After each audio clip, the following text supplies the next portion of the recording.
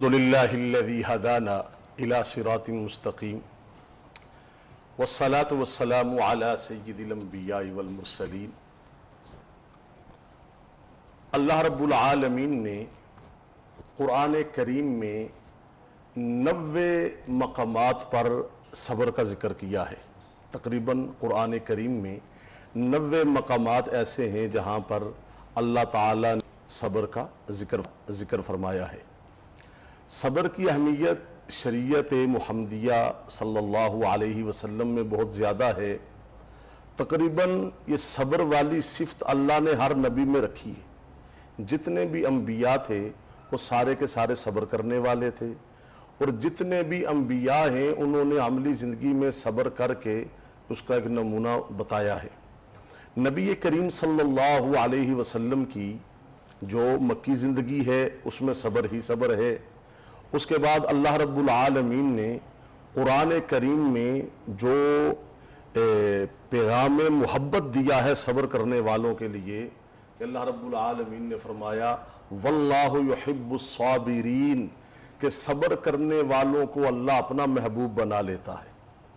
صبر کرنے والوں سے اللہ محبت کرتا ہے۔ صبر کرنے والوں کو، جس کو اللہ کی محبت مل گئی نا، اس کو اللہ کا فضل بھی مل گیا، اللہ کا کرم بھی مل گیا، اللہ کی عنایت بھی مل گئی۔ تو جب انسان صبر کی انتہا کر دیتا ہے تو عرش والا رب اجر کی انتہا کر دیتا ہے۔ جبکہ بندہ صبر کی انتہا کرتا ہے، صبر کا جو معنی ہے وہ ہے برداشت کرنا، وہ ہے تحمل مزاجی، وہ ہے روک لینا، اپنے آپ کو قابو کرنا۔ تو نبی کریم صلی اللہ علیہ وسلم نے اپنی زندگی میں ہر ایک مقام پر، ہر ایک موڑ پر صبر کا درس دیا، صبر کی اہمیت بتائی، اور صبر کے بارے میں خوشخبریاں سنائیں۔ اللہ تو رب العالمین فرما رہا ہے قرآن کریم میں وَبَشِّرِ الصَّابِرِينَ، صبر کرنے والوں کے لیے خوشخبریاں ہیں، دنیا کے اندر بھی، جنت کے اندر بھی۔ بلکہ میں تو یہاں پڑھ رہا تھا امام جعفر صادق کی جو ہے وہ حوالے سے۔ امام جعفر صادق چونکہ آل نبی ہیں، اولاد علی ہیں، اہل بیت اطہار میں سے ہیں، وہ صبر کی اہمیت کو یوں بیان فرماتے ہیں، چونکہ جو حالات انہوں نے دیکھے نا کربلا کے بعد، اور انہوں نے جو حالات دیکھے، تو ان کا صبر تو پھر بہت معنی رکھتا ہے۔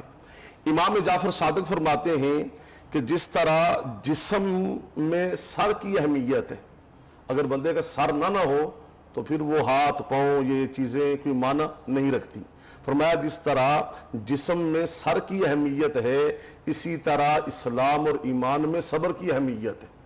جس طرح جسم سر کے ساتھ مکمل ہوتا ہے، اسی طرح ایمان اور اسلام صبر کے ساتھ مکمل ہوتا ہے، صبر کے ساتھ مکمل ہوتا ہے۔ تو صبر انسانی زندگی میں جو کامیابی ہے اس کی ضمانت ہے۔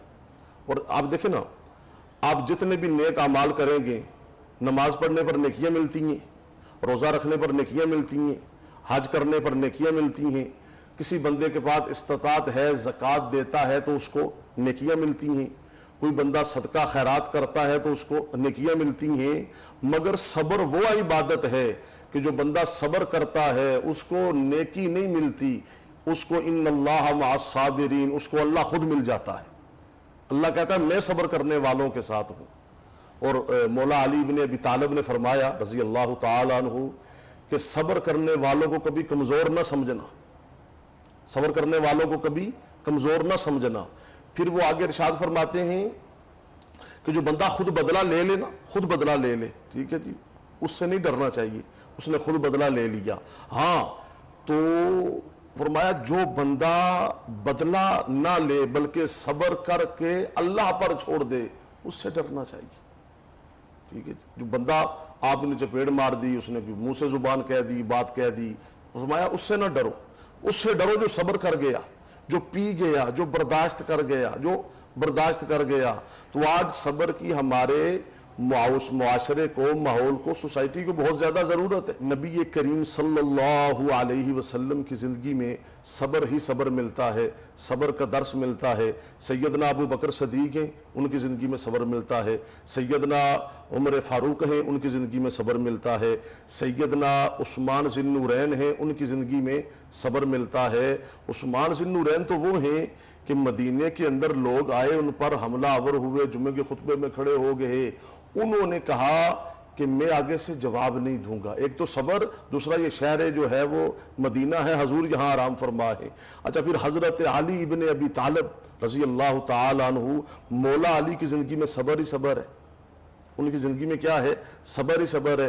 تو اس کے بعد آگے چلیے، جتنے بھی آل نبی ہیں، اولاد علی ہیں، ان کی زندگی میں کیا ہے؟ صبر ہے. سیدہ فاطمہ، سیدہ کائنات، اللہ اکبر. اچھا، حضرت فاطمہ پر تھوڑے مشکل حالات آئے، چکی انہوں نے پیسی، فاقے انہوں نے برداشت کیے، بھوک انہوں نے برداشت کی. اچھا، پھر بڑی 3 بہنیں فوت ہو گئیں، رقیہ، گلثوم، زینب فوت ہو گئیں، اکیلی رہ گئیں. نبی علیہ الصلوۃ والسلام کے سارے غم دیکھے، حضور کی تکالیف دیکھی، مگر کیا کیا؟ صبر کیا.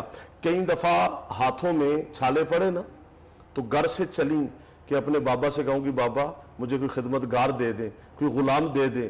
سیدہ کائنات نبی کریم صلی اللہ علیہ وسلم کی بارگاہ میں آئیں، آگے اپنے بابا محمد کریم کا صبر دیکھا، تو وہیں فاطمہ وہیں پر صابرہ بن کر، شاکرہ بن کر واپس چلی گئی. سبحان اللہ، سبحان اللہ. تو میں عرض یہ کر رہا تھا، ابو بکر صدیق کی زندگی میں صبر ہے، حضرت عمر فاروق کی زندگی میں صبر ہے، حضرت علی ابن ابی طالب کی زندگی میں، سیدنا عثمان غنی کی زندگی میں صبر ہے، پھر آل نبی اولاد علی کی زندگی میں صبر ہے، امام زین العابدین کی زندگی میں صبر ہے، امام جعفر صادق کی زندگی میں صبر ہے.